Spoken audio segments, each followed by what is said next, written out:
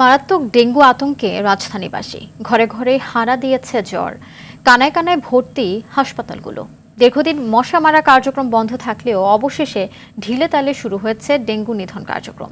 স্থানীয় সরকার উপদেষ্টা হাসান আরিফ বাস্তবতা স্বীকার করে বলেছেন, লোক দেখানো কাজ করে ডেঙ্গু সংক্রমণ থামানো সম্ভব নয়। আর কীটতত্ত্ববিদ অধ্যাপক কবিরুল বাশারের মতে, এখনই উড়ন্ত মশা মারতে না পারলে অক্টোবরে ডেঙ্গুর ভয়াবহতা আরও বাড়বে। মাইদুর রহমান রুবেল জানাচ্ছেন এর বাকিটা। চলছে ডেঙ্গুর ভরা মৌসুম। জোয়ারের মতো রোগী ভর্তি হচ্ছে রাজধানীর হাসপাতালগুলোতে। ঠাঁই নেই ঢাকা মেডিকেলের বিছানায়, বাধ্য হয়ে মেঝেতে চিকিৎসা নিচ্ছেন অনেকে। ডেঙ্গু যখন ভয়াবহ রূপ ধারণ করেছে, তখন মশক নিধন কার্যক্রম পরিদর্শনে আরমানিটোলায় স্থানীয় সরকার উপদেষ্টা। এডিসের লার্ভা নিয়ন্ত্রণে দক্ষিণ সিটি কর্পোরেশনের 12টি টিম কাজ করছে বলেও জানান তিনি। পরিস্থিতি মোকাবেলায় কার্যকর পদক্ষেপ নেওয়ার নির্দেশ দেন। নিজ বাড়ির আঙিনা পরিচ্ছন্ন রাখতে ঢাকাবাসীর প্রতি আহ্বান জানান উপদেষ্টা। প্রত্যেক বছরই এইটা নতুন করে একবার করে রিহার্সাল হয়, যে যখনই ডেঙ্গু বাড়তে থাকে তখন আমরা লাফালাফি করি, হইচই করি, নানা রকমের কার্যকলাপ দেখায় পাবলিকের কাছে।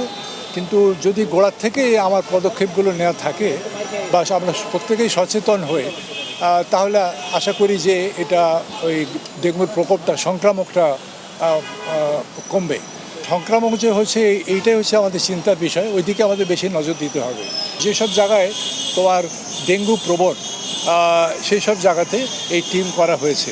জাহাঙ্গীরনগর বিশ্ববিদ্যালয়ের অধ্যাপক কীটতত্ত্ববিদ কবিরুল বাশার বলেন, 3 পদ্ধতিতে ডেঙ্গুর লাগাম টেনে ধরা সম্ভব। সেজন্য নগর কর্তৃপক্ষের সদিচ্ছা প্রয়োজন। এই মুহূর্তে ডেঙ্গুকে ম্যানেজ করার জন্য 3টি কাজ করা দরকার। এটি হচ্ছে hotspot management, breeding source management এবং লার্ভাল ম্যানেজমেন্ট। হটস্পট ম্যানেজমেন্ট, যেই বাড়িগুলোতে ডেঙ্গু রোগী আছে সেই বাড়িকে কেন্দ্র করে ফগিং করে উড়ন্ত মশা মৃত্যুটাকে নিশ্চিত করতে হবে, যেন ওই রোগীর থেকে অন্য মানুষ, সুস্থ মানুষ আক্রান্ত না হয়। মশা ওই রোগীকে কামড়িয়ে অন্য কোনো সুস্থ মানুষকে আক্রান্ত করতে না পারে। জ্বর একদিনের বেশি স্থায়ী হলেই অবহেলা না করে চিকিৎসকের কাছে যাওয়ার পরামর্শ বিশেষজ্ঞদের। মাইদুর রহমান রুবেল, RTV, ঢাকা।